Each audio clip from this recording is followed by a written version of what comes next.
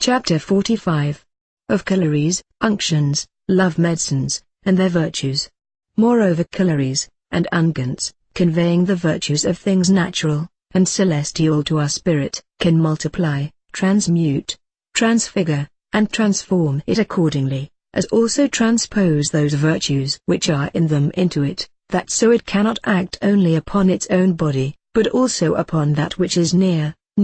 it, and affect that by visible rays, charms, and by touching it, with some like quality. For because our spirit is the subtle, pure lucid, airy, and unctuous vapor of the blood, it is therefore fit to make Collyries of the like vapors, which are more suitable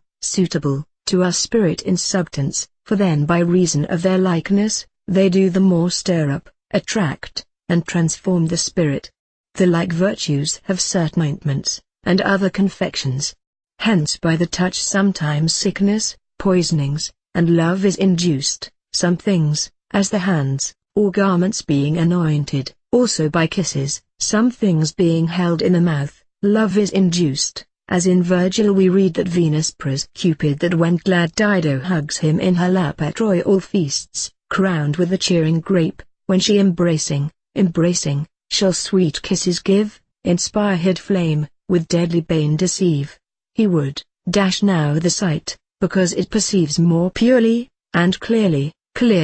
than the other senses, and fastening in us the marks of things more acutely, and deeply, doth most of all, and before others agree with the fantastic spirit, as is apparent in dreams, when things seen do more often present themselves to us than things heard, or anything coming under the other senses. Therefore when Collyries transform visual spirits, that spirit doth easily affect the imagination, which indeed being affected with divers species, and forms, transmits the same by the same spirit unto the outward sense of sight, by which occasion there is caused in it a perception of such species, and forms in that manner, as if it were moved by external objects, that there seem to be seen terrible images, and spirits, and such like, so there are made Collyries, making us forthwith to see the images of spirits in the air, or elsewhere, as I know how to make of the call of a man, and the eyes of a black cat, and of some other things.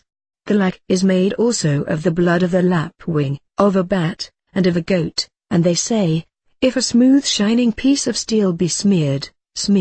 over with the juice of mugwort, and made to fume, it will make invocated spirits to be seen in it. So also there are some fumigations, or unctions, which make men speak in their sleep, to walk, and to do those things which are done by men that are awake, and sometimes to do those things, which men that are awake cannot, or dare not do.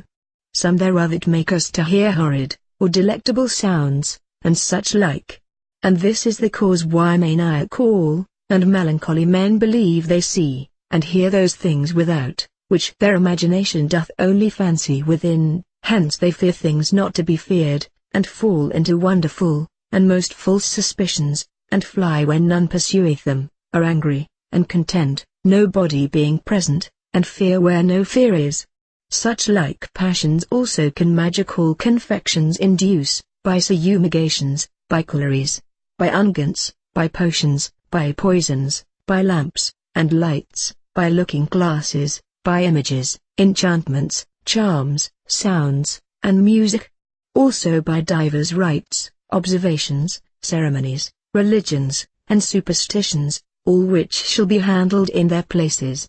And not only by these kind of arts, passions, apparitions, and images induced, but also things themselves, which are really changed, and transfigured into divers forms, as the poet relates of Proteus, Periclamenus, Achelous, and Mera, the daughter of Erysichthon, so also Circe changed the companions of Ulysses, and of old in the sacrifices of Jupiter Lycaeus, the men that tasted of the inwards of the sacrifices, were turned into wolves, which Pliny saith, befell a certain man called Demarchus. The same opinion was